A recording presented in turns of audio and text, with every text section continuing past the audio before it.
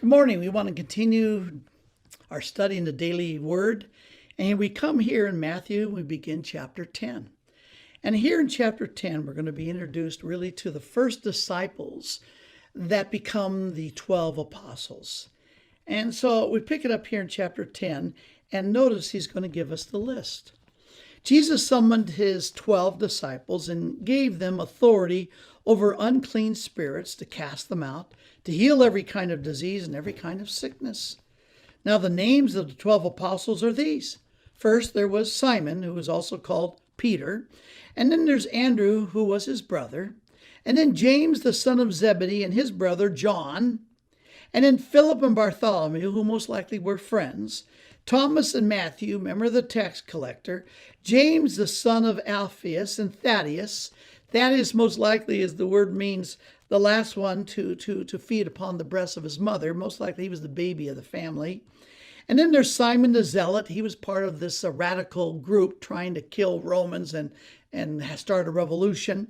And then, of course, Judas Iscariot, who would be the one who would betray Jesus Christ. It says, these 12 Jesus sent out after instructing them, do not go in the way of the Gentiles and do not enter any city of the Samaritans, but rather go to the lost sheep of the house of Israel. And as you go, preach, saying, the kingdom of heaven is at hand.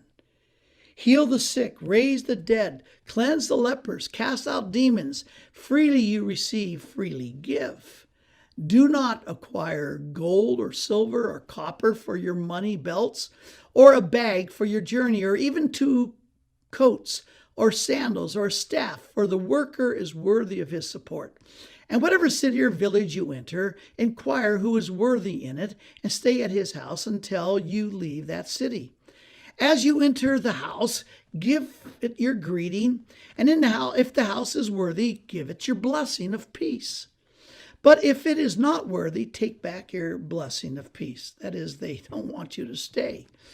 He says, whoever does not receive you nor heed your words as you go out of the house or that city, shake the dust off your feet. Truly, I say to you, it will be more tolerable in the land of Sodom and Gomorrah in the day of judgment than for that city. Well, what's going on here?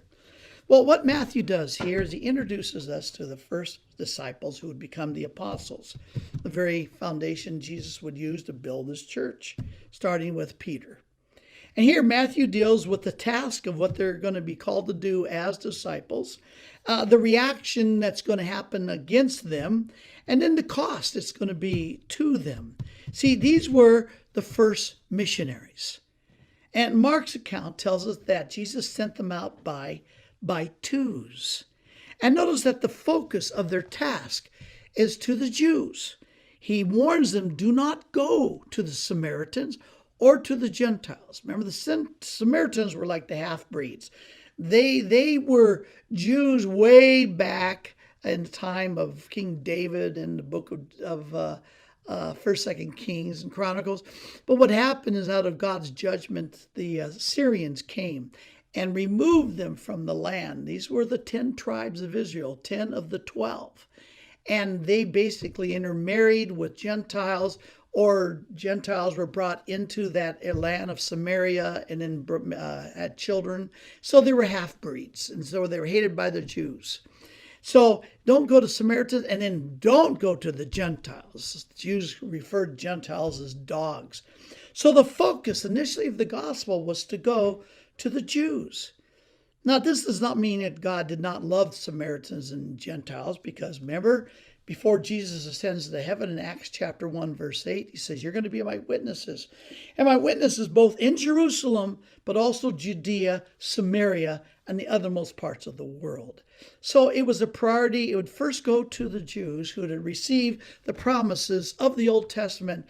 And then upon their rejection as a whole, then it would go ahead and go to, well, like you said before, those from the east and the west, the half-breed Samaritans, and on to the Gentiles. Notice the apostles are given the same power to give the same evidence, the forensic evidence, that the gospel they preached, the provision of forgiveness through Jesus Christ, was real. And so he says, but there's not going to be any self-benefit to you. So there would not be confusion that these apostles were in this for the money, for personal benefit.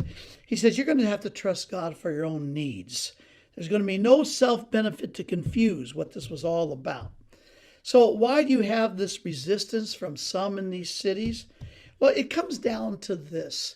There's always going to be a remnant who will believe the truth. And Jesus will explain it a little bit more later. But right here, what is it that people fear? Well, they fear the loss of power. Power to control their own lives, and for many, the power to control the lives of others. And for this reason, this is what arrogance, self-divinity is all about. And this is why people reject the gospel, even as far as back when it was first offered through Jesus Christ. Well, we'll go ahead and pick this up again tomorrow. Thank you for joining us.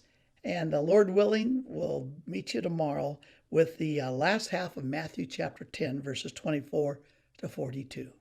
Have a great day.